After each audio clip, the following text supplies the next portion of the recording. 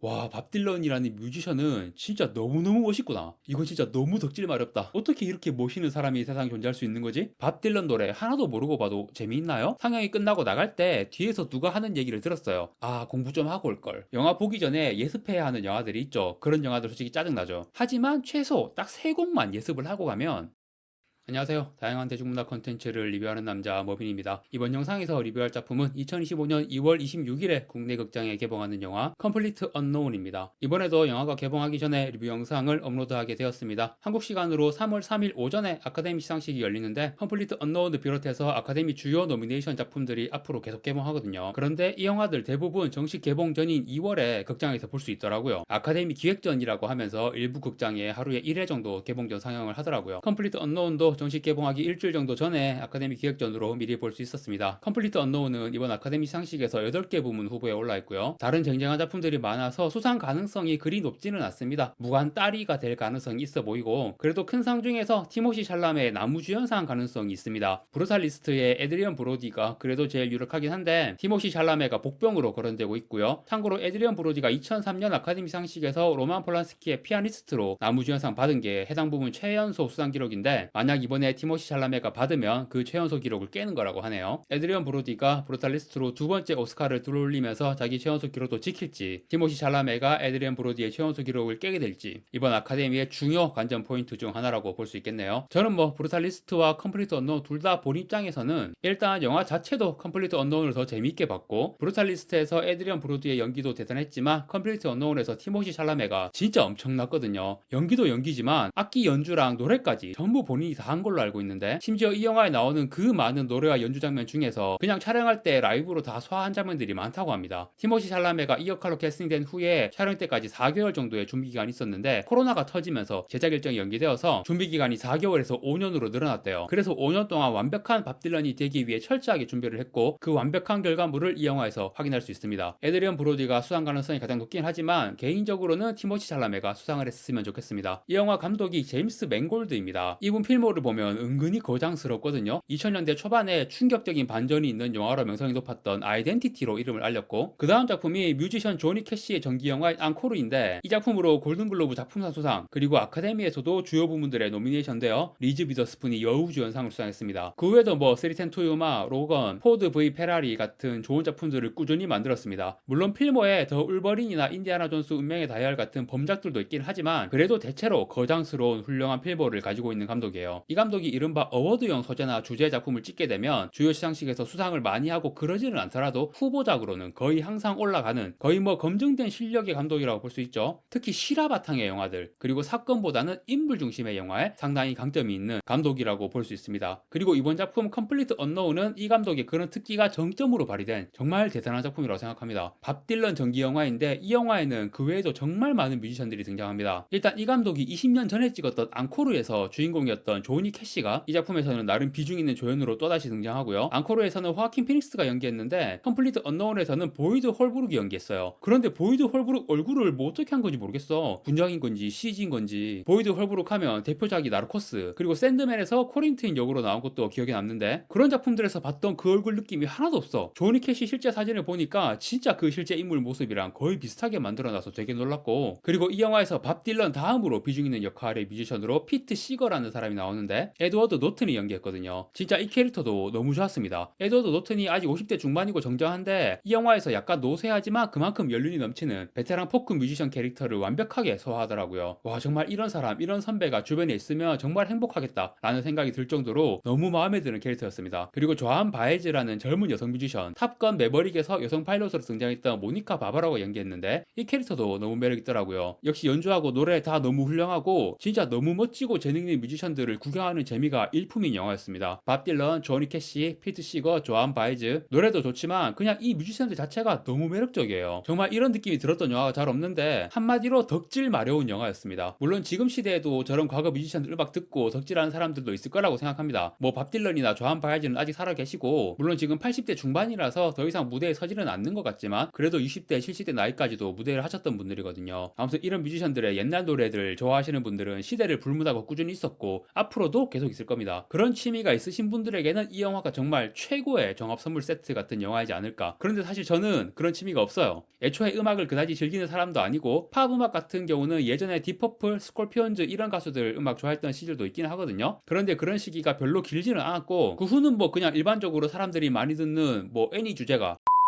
걸그룹이나 아이돌 대중가요 위주로만 듣고 있고요. 그래서 저는 이 영화 보면서 제가 그런 옛날 팝송 듣는 취미가 없었던 게 좀 아쉽게 느껴졌습니다. 밥 딜런뿐 아니라 조니 캐시, 피트 시거, 조한 바이즈 이런 뮤지션들에 대해 잘 알았다면, 아니 그냥 어느 정도라도 아는 게 있었다면 더욱 이 영화가 재미있지 않았을까, 그런 아쉬움이 있었어요. 그런데 거의 아는 게 없이 봤는데도 영화가 진짜 재밌었습니다. 나중에 생각이 바뀔 수도 있지만 일단 제가 올해 본 모든 영화 중에서, 아니 영화, 드라마, 애니 등등 모든 콘텐츠 다 통틀어서 이 영화가 제일 재밌었어요. 보헤미안 랩소디하고 비교할 수가 있을 텐데, 보헤미안 랩소디에서 그 마지막 하이라이트 라이브 에이드 공연 장면이 너무 압도적이라서 이 장면 때문에 보헤미안 랩소디에 높은 점수를 줄 수 있지만, 그 하이라이트 공연 제외하고 나머지 전체적인 영화의 내용으로 보자면 저는 보헤미안 랩소디보다 컴플리트 언노운이 훨씬 재밌었고요. 이게 제가 밥 딜런이나 프레디 머큐리에 대해 잘 모르니까 각각의 영화들이 그 뮤지션들에 대해서 얼마나 진실에 가깝게 그려냈는지도 잘 몰라요. 그런데 프레디 머큐리의 여러 가지 어두운 면들을 영화 내용에 담아냈던 보헤미안 랩소디와는 달리 컴플리트 언노운은 그런 게 거의 없는 거예요. 실제로 밥 딜런이 논란이 거의 없는 아주 클린한 유명인의 삶을 살았기 때문에 그런 건지, 아니면 그런 부분들을 최대한 감추고 영화가 좋은 모습 위주로 보여주려고 해서 그런 건지는 모르겠지만, 보헤미안 랩소디에 비해서 컴플리트 언노운은 보기에 불편한 장면, 그런 어두운 내용이나 장면이 거의 없습니다. 그냥 밥 딜런 덕질을 하라고 만든 영화인 것 같고, 그런데 이 영화에 나오는 밥 딜런의 모습이 실제 밥 딜런과 거의 일치한다면 아마 그럴 것 같은데, 그러면 이거는 와, 밥 딜런이라는 뮤지션은 진짜 너무너무 멋있구나, 이거 진짜 너무 덕질 마렵다. 게다가 주연 배우 티모시 샬라메가 너무 완벽하게 밥 딜런의 캐릭터를 보여줘서 좀 과장해서 말하면, 아니 이 멋있는 생물은 뭐지? 어떻게 이렇게 멋있는 사람이 세상에 존재할 수 있는 거지? 그런 생각까지 들 정도로 진짜 이 밥 딜런이라는 인물의 매력에 푹 빠져서 영화를 봤습니다. 사실 저는 밥 딜런에 대해 진짜 아는 게 없고, 제가 그동안 본 영화에 나왔던 밥 딜런 음악, 포레스트 검프에서 제니가 연주하던 그 노래랑, 그리고 잭 스나이더의 왓치맨에서 오프닝 시퀀스로 나왔던 노래, 그런 노래들은 알고, 그리고 제가 굉장히 좋아하는 만화인 우라사와 나오키의 20세기 소년에서 주인공 켄지가 만든 노래 20세기 소년 실사 영화에서 이 노래 부르는 장면이 되게 좋았는데, 이 노래 제목이 밥 레논이에요. 이 노래의 스타일이 밥 딜런과 존 레논 스타일을 짬뽕해서 만들었기 때문에 그런 제목을 지은 건데, 그래서 밥 딜런이 20세기 소년의 주인공 켄지가 엄청 존경하는 뮤지션이라는 것도 알게 되었고, 그래서 궁금해서 몇 곡 들어보긴 했단 말이죠. 그런데 들었을 때 노래가 좋은데